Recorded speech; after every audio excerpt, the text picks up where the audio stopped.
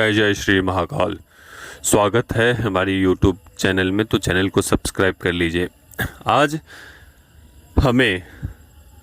से करीब कुछ समय पहले तंत्र के विषय में हमने जानकारियाँ दी थी कि तंत्र जब तंत्र साधक के ऊपर लगता है तो क्या उसके प्रभाव होते हैं। उसके हर एक काम विफलता की ओर अग्रसर हो जाते, विफल होता चला जाता है। जो सोचा हुआ कार्य है वो विफल हो जाता है। जो भी धन इकट्ठा करके रखा है वो भी सब नष्ट हो जाते हैं। अनावश्यक खर्च बढ़ जाते हैं। शरीर में अजीब सी बदबू रहती है। तो कुछ हम तरीके बता रहे हैं कि तंत्र को आप किस प्रकार से पकड़ सकते हो कि आपके ऊपर तंत्र हुआ है। ठीक है, तो पहला, जब आपके ऊपर तंत्र होते हैं तो पहले तो आपका मन अस्वस्थ होने लगता है। मन नहीं लगता है कहीं भी, अकेला बैठने का मन करेगा।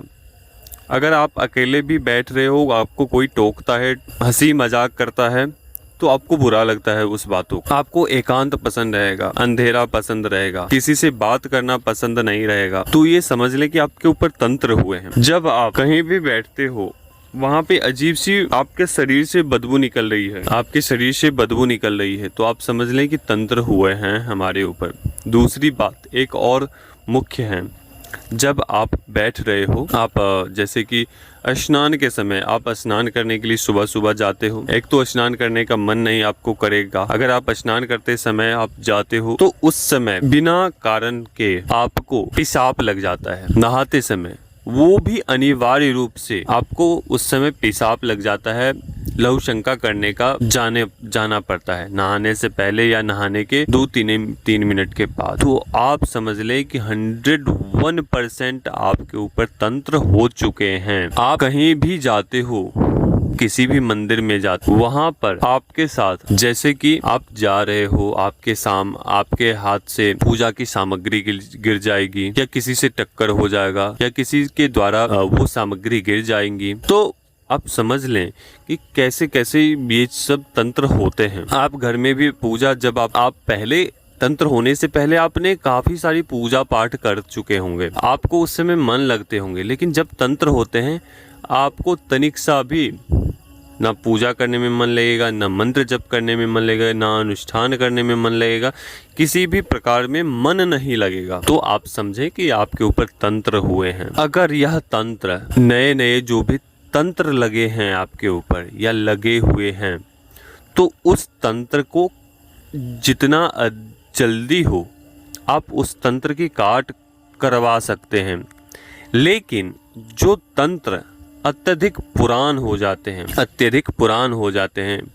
जाते हैं, जैसे 20 साल, 25 साल, 30 साल, ऐसे तंत्र हो जाते हैं, ऐसी स्थिति में ठीक होने में समय लगता है। क्योंकि कोई भी तंत्र शरीर के भाग में स्थान पा लेता है। कोई भी शक्ति को आपके शरीर में स्थान पाने के लिए जो अत्यधिक शक्तिशाली चीजें होती हैं वो तो घंटों में घुस जाते हैं, शरीर के अंदर स्थान पा लेते हैं, महीने में घुस जाते हैं। लेकिन जो तंत्र प्रयोग किए जाते हैं वो अधिकतम अवधि 5 साल के अंदर वो आपके पूरे शरीर पर स्थान प्राप्त कर लेते। जब आपके शरीर में स्थान प्राप्त हो जाते हैं तो शारीरिक परेशानी उत्पन्न होती है। इससे पहले 3 से 4 साल पहले आपको कार्यों में विघ्न, बाधाएं, काम धंधे, व्यापार में धन की संबंधी नुकसान होते रहेंगे। लेकिन जैसे ही आपके शरीर में वो स्थान प्राप्त कर लेते हैं 4-5 साल के बाद, तो आपको स्वास्थ्य की भी दिक्कत साथ साथ होने लगती है। कोई भी तंत्र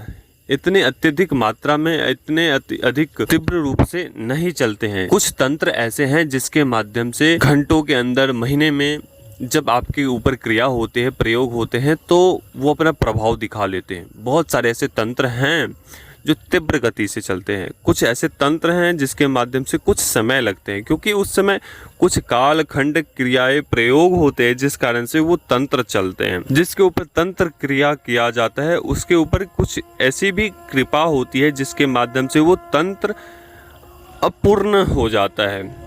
प्रभाव देता तो है लेकिन इतने तत्क्षण प्रभाव नहीं देता है जो तुरंत अपना प्रभाव दिखा दे।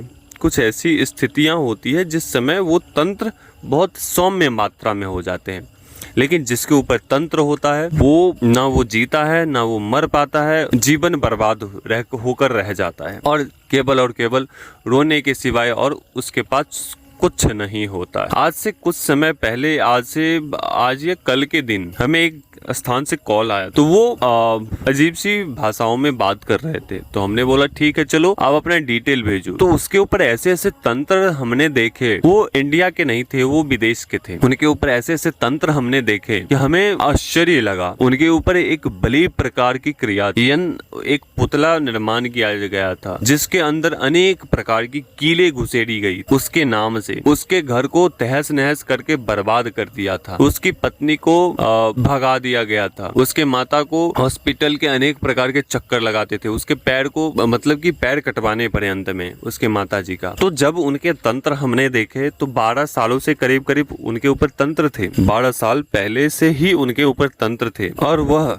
व्यक्ति विदेश में इलेक्ट्रिक का अधीक्षक था, जिसे हम मैनेजर आप कह सकते हैं, मैनेजर था वो उस स्थान का। अच्छे पैसे वो कमा रहा था बच्चा। तो ऐसे ऐसे हमने तंत्र देखे हैं और उनको सारी बातें बताई गई कि ऐसी आपके साथ दिक्कतें हो रही होगी।